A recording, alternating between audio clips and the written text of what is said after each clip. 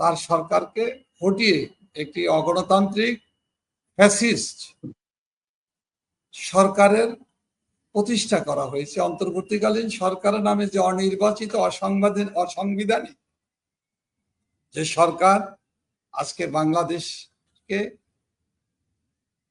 পরিচালনা করছে, শাসন করছে, দুঃসহ যে শাসন ব্যবস্থা চালু করেছে, যেখানে গণতন্ত্রের গড়ও কোনো অবস্থান নেই। গণতান্ত্রিক শাসন ব্যবস্থা প্রবর্তনের জন্য যে প্রক্রিয়া, তার ধারে কাছে এই অবৈধ সরকারের কোনো প্রচেষ্টা নেই। আজকে বাংলাদেশের মানুষের, বিশেষ করে বোদ্ধা, বিবেকবান, রাজনৈতিকভাবে সচেতন, মুক্তিযুদ্ধের চেতনার পক্ষে প্রগতিশীল মানুষের কথা বলার অধিকার নেই। আর রাজনৈতিক দল হিসাবে বাংলাদেশ সবচাইতে জনপ্রিয় রাজনৈতিক দল, মুক্তিযুদ্ধের নেতৃত্বদানকারী দল, জাতির পিতা বঙ্গবন্ধুর নেতৃত্বে যেই আওয়ামী লীগ মহান মুক্তিযুদ্ধের নেতৃত্ব দিয়েছে, সেই আওয়ামী লীগ আজকে নিষিদ্ধ না হওয়ার পরও আওয়ামী লীগকে নিষিদ্ধ রাজনীতির নিষিদ্ধ দলে পরিণত করা হয়েছে। আওয়ামী লীগের নেতাকর্মীরা আজকে কথা বলতে পারে। যে দেশের 45% মানুষ আওয়ামী লীগকে সমর্থন করে, সেই বাংলাদেশে 45% মানুষের পক্ষে 45% মানুষকে সমর্থন করে যারা, সেই দলটির নেতাকর্মীরা আজকে কথা বলতে পারে না, ঘরে বসবাস করতে পারে না, নিজ গৃহে বসবাস করতে পারে না, হয় কারাগার, না হয় মব কিলারদের অত্যাচারে নির্যাতনে অনেককে হতাহত করা হয়েছে। অনেকেই আজকে দেশের বাইরে যেতে বাধ্য হয়েছে জীবন বাঁচাবার জন্য।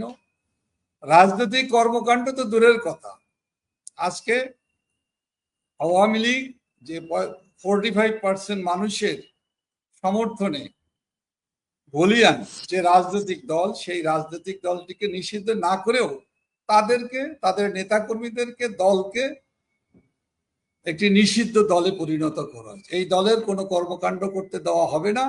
রাষ্ট্রীয় ক্ষমতায় যারা বসে আছে, যে নব্য ফ্যাসিস্ট সরকার এবং তার দ্বারা যারা পরিচালিত সেই অগণতান্ত্রিক শক্তি, সন্ত্রাসী গোষ্ঠী, জঙ্গিবাদী গোষ্ঠী এবং মুক্তিযুদ্ধের বিরোধিতা করে যে রাজনৈতিক দল, জামাতে ইসলামী, ইসলামী ছাত্র শিবির, হিজবুত তহরির সহ আরো অনেকগুলো নিষিদ্ধ দল আছে যারা আজকে বাংলাদেশে দাপিয়ে বেড়াচ্ছে। আইন আজকে বেআইনিভাবে তাদেরকে রক্ষা করছে। আর আইনের শাসনকে যারা রক্ষা করবে, যে আইন শৃঙ্খলা রক্ষাকারী বাহিনী, তাদের প্রতিও আইনের যথাযথ প্রয়োগ করার কোনো সুযোগ নেই। আইন শৃঙ্খলা রক্ষাকারী বাহিনী, পুলিশ বাহিনীর সদস্যরাও কিন্তু এই জঙ্গিবাদী গোষ্ঠীর দ্বারা 5ই আগস্টের আগে এবং পরে তাদেরকে নির্মমভাবে হত্যা করা হয়েছে। নারী থেকে আরম্ভ করে গর্ভবতী নারীও পুলিশের সদস্য হওয়ার পরও কিন্তু তাদের জীবন রক্ষা করতে পারেনি। আক্রমণ করেছে কারা? থানায় লুট করেছে কারা? এবং জেলখানায় আক্রমণ করে জেলের গেট ভেঙে জঙ্গিবাদী গোষ্ঠীর সাথে তারা নিষিদ্ধ দলগুলোর সদস্যদেরকে ছিনিয়ে নিয়েছে। হাজার হাজার রাইফেল, আধুনিক অস্ত্র শস্ত্র থানা থেকে লুট করেছে। তারাই এখন বাংলাদেশের আইন শৃঙ্খলার জন্য, আইন শৃঙ্খলা রক্ষাকারী বাহিনীর জন্য, রাজনীতিবিদদের জন্য, বিশেষ করে আওয়ামী লীগের মতো মুক্তিযুদ্ধের চেতনায় অসাম্প্রদায়িক রাজনীতিতে বিশ্বাসী দলটির নেতাকর্মীদের জন্য, বিশেষ করে আওয়ামী লীগ সভাপতি বঙ্গবন্ধু কন্যা দেশরত্ন শেখ হাসিনা, যিনি বারবার নির্বাচিত প্রধানমন্ত্রী, যিনি বাংলাদেশের সবচাইতে জনপ্রিয় মানুষ, যার ভাবমূর্তি বর্তমান অবৈধ দখলদার ইউনূস সরকার বিনষ্ট করার জন্য বহু চেষ্টা করছে, অপপ্রচার করছে, গণমাধ্যমকে ব্যবহার করছে, প্রতিটি মুহূর্ত ব্যবহার করা হচ্ছে, সাংবাদিকদের কণ্ঠরুদ্ধ করে গণতান্ত্রিক শাসন ব্যবস্থাকে উন্নত সমৃদ্ধ করার ঘোষণা দিয়ে দেশের মানুষকে সাথে প্রতারণা করছে।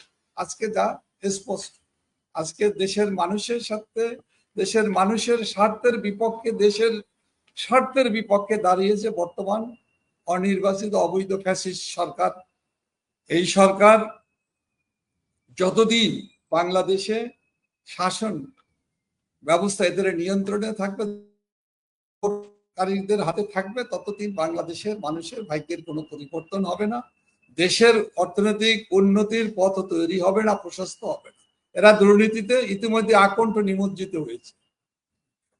একটি সরকারের প্রধান হিসাবে, অন্তর্বর্তী সরকারের অসাংবিধানিক সরকার হওয়ার পরও এই অল্প সময়ের ভিতরে তিনি নিজে দুর্নীতির সাথে, নিজে ব্যবসা বাণিজ্যের সাথে, নিজের ব্যক্তিগত পারিবারিক স্বার্থ, লোভ লালসার বশবর্তী হয়েছে, যার অনেক ভুরি ভুরি প্রমাণ আজকে আমাদের কাছে আসে, দেশবাসীর কাছে আসে।